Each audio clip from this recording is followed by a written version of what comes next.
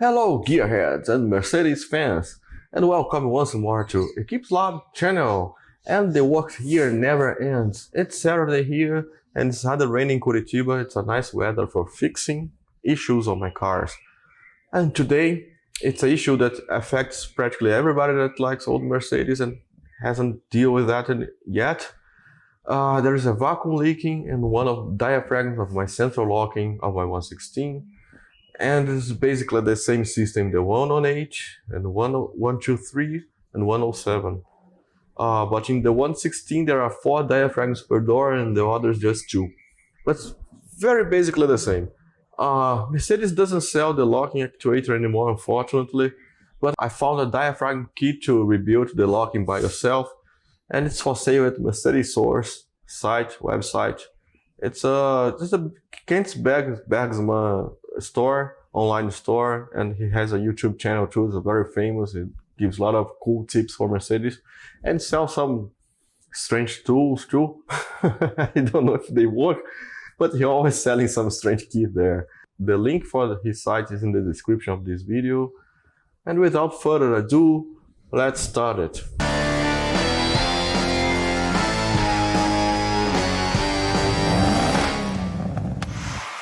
So for disassembling this door card, all you need to do is to remove these 2 screws here, the 1 screw here, remove this plastic cap here, there are more screws behind it, 2 more, and 1 here. Also don't forget to remove this piece of trim here. Remove the screw, pull up, and it's released.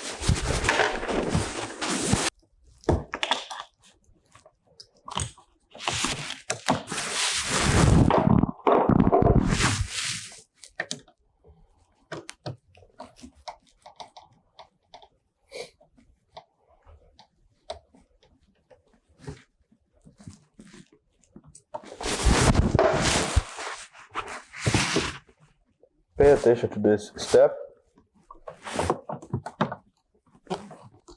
There is a Phillips screw. There is a large Phillips screw behind it. It's similar to the one that goes here. Also, don't forget to remove the lock pin. You just need to spin it counterclockwise. So now there is the pulo do gato, as we say in Portuguese. Is the biggest trick here to remove this door card without making a shit. If you just pull towards you like on another regular car, you're gonna spoil it, because behind it it's locked in place with hooks in this position here. So you have to hit from down here with your hand to make it rise up, and then you can pull. Just watch it.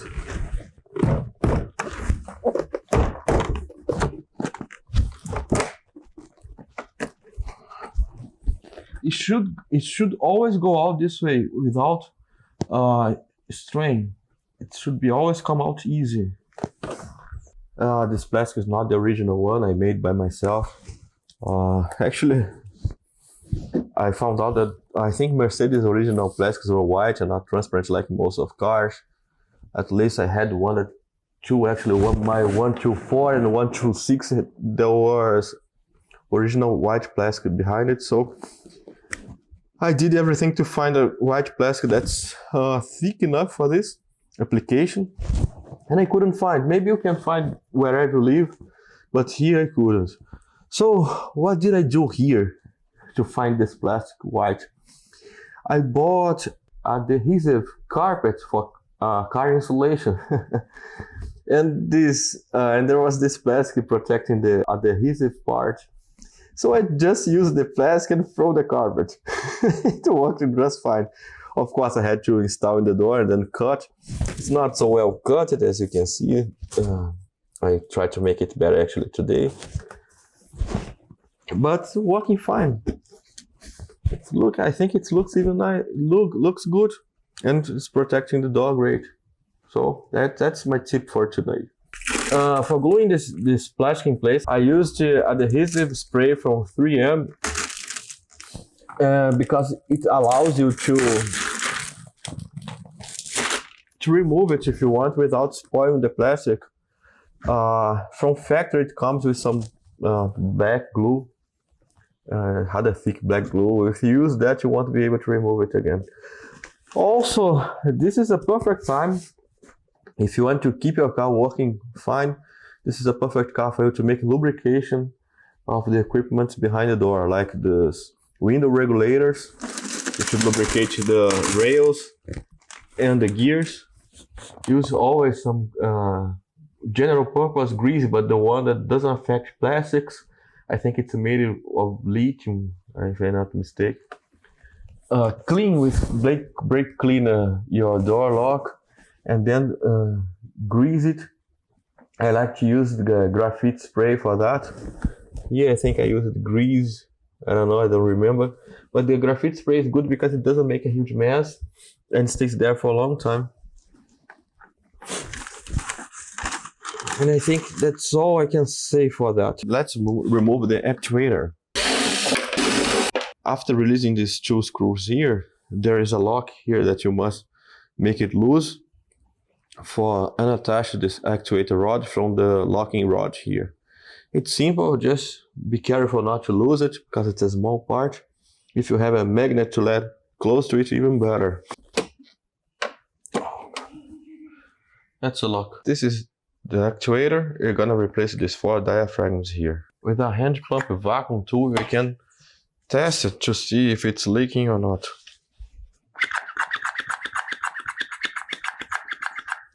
The pointer doesn't even move, so it means it's leaking heavily. You must always be super careful when trying to release that from the main assembly, because all you need to do is to slide this pin. All you need to do is to slide this pin out of this assembly here. But this is a very fragile metal, unfortunately. And with time, this could be really stuck. So be careful when trying to slide it out. Also use some lubricant, penetrating, leave it there for a while. And be careful to try to unassemble it. This one has been messed with not so long time ago. And this one here is missing one because I already made some adaptation to try to make it work. But if yours wasn't touched for a long time, this will be really hard to disassemble. So do it carefully. I even broke one once. So let's try. I like to use this vise here to make the first part of disassemble. On one side, I support here in this tip and the other on the pin, and carefully close it so you're gonna see it moving. This can break the first resistance, see? And you do this on the other side too. Gentle support on the tip and on the pin, and move it. It's a little tricky, but with patience you can do it. See, you see it moving. It's almost already released. This is the other way to try to release it. If you support the assembly in a vise like this and hit the pin, but you should be careful not to support the pin, but just the structure, and hit the pin carefully to release too. Now all you need to do is to replace the diaphragms. I hope this is gonna be easy, because when they are original, it's pretty simple to do. Let's check this out. So in order to release the diaphragm, you just need to release this tab here, one side of this white rings. It's simple. And press the diaphragm, and this one was all teared up.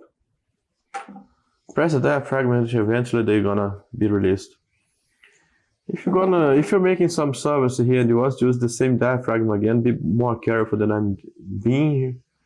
I better use some flat blade here, a small flat blade, very carefully on the edges, and I think it's gonna be released easily. So after cleaning up everything the best I could, it's time to install the new diaphragms. Mercedes also sent with the diaphragm kit some grease for rubber, probably silicone grease. So let's use it and hope it lasts more 40 years, like this one. It was nice from them sending this. I'm gonna put in the inside first and then in the outside.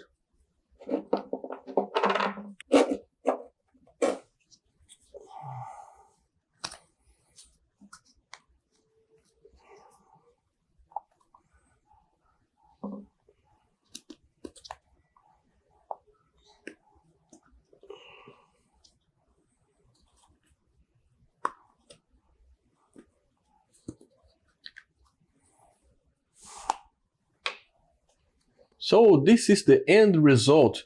Actually, this was pretty hard to put back because the diaphragms are pretty tight. One of them, I think it didn't came with the exact measure. I took a very long time to put because it was super tight. And then when I finally could, I couldn't fix this. I couldn't put this ring back properly. But anyway, let's test and see if it's sealing or not. And always test this before installing back on the car.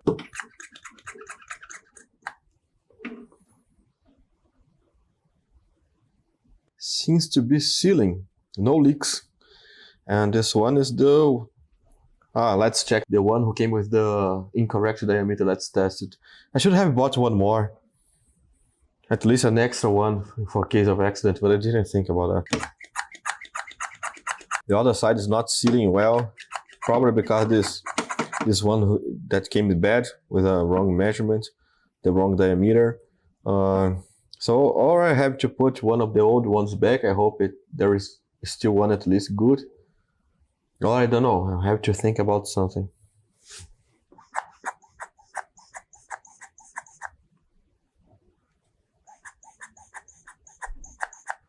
It's even possible to hear the hissing. See? That sucks. This was not so cheap. I expected a better quality.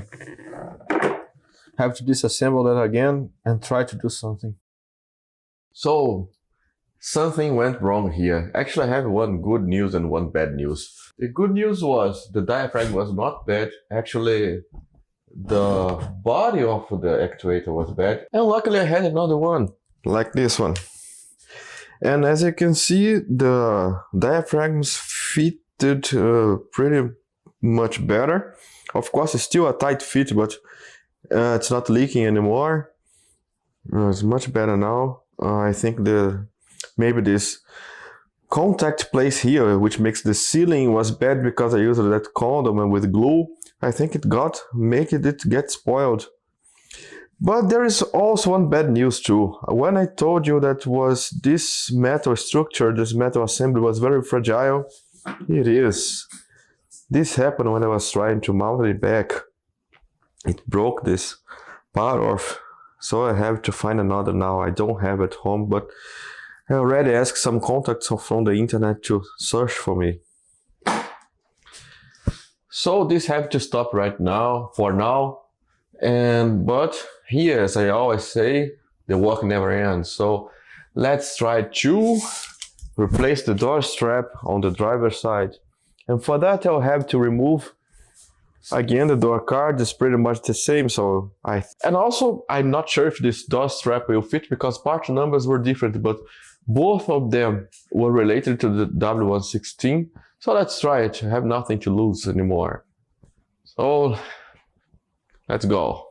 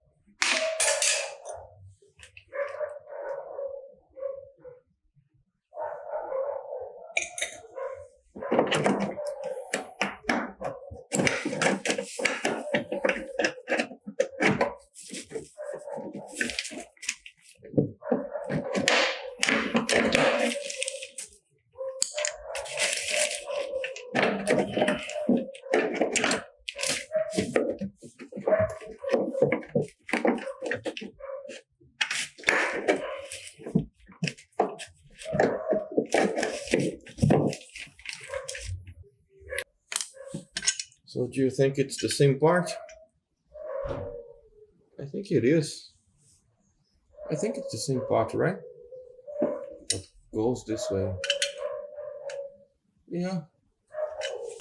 There was a different part number on mbapc.net, but here on the car was the same part number, so even better. It comes without any grease, so I will apply some spray grease before.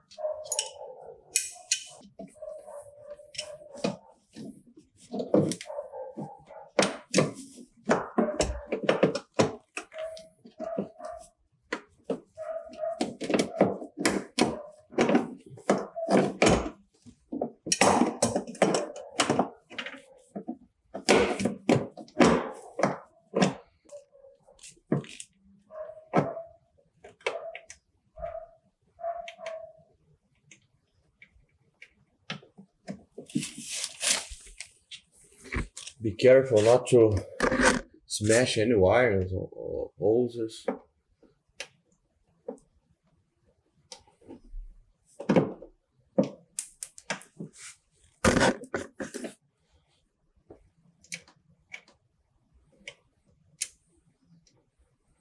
Can't believe this job is actually going to be easy.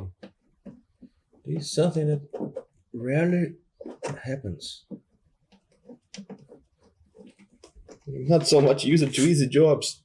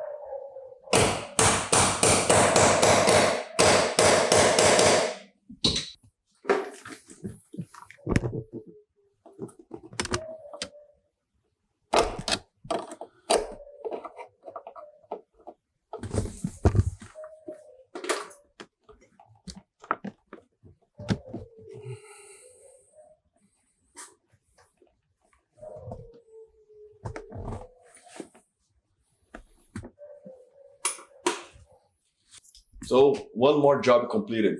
Let's check how it is. How it is.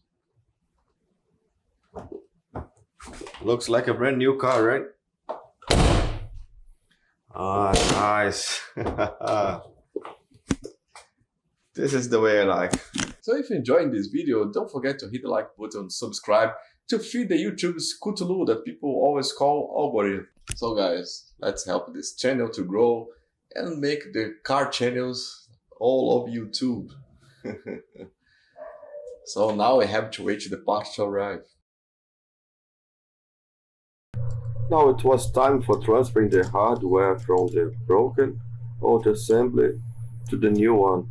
And for that, first you remove there is a locking ring there, as I can show you now. Sorry for the voiceover, but the audio was really bad. So you take this rod and put in the inside this hole of the new assembly, but pay attention because it's the same assembly for the left side and right side.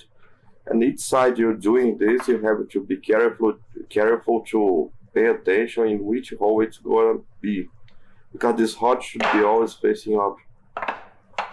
But it's pretty straightforward. And now after the rod's in place, you just need to put back the actuator. And again, I can't stress it enough. We should be very, very careful not to break this metal part. Another easy way to assemble this bag is using these pliers. And be careful, and so this is gonna be mounted back. And that is it, guys. It passed the test with honor. No leaks. Let's try the other side now. This handy pump comes up really handy. No puns intended. So all you can do now is to hope that you're gonna last more 40 years in the car. And let's mount back.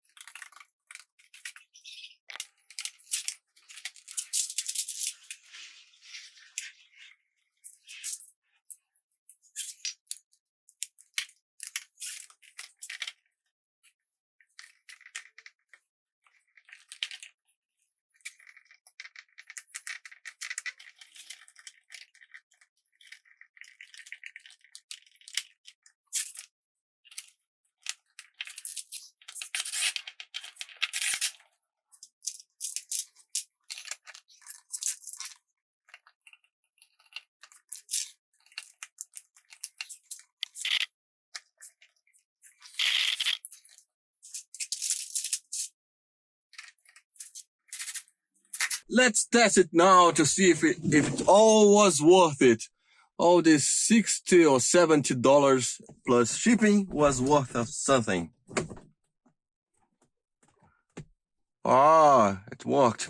I already had the engine on running for some minutes, and engine is off now, and I actuated this before doing this video. I don't know, I'm not so sure how many times I can actuate this without engine on. But at least for locking, it worked, and I can't hear any his noise here of leaking. But did it open?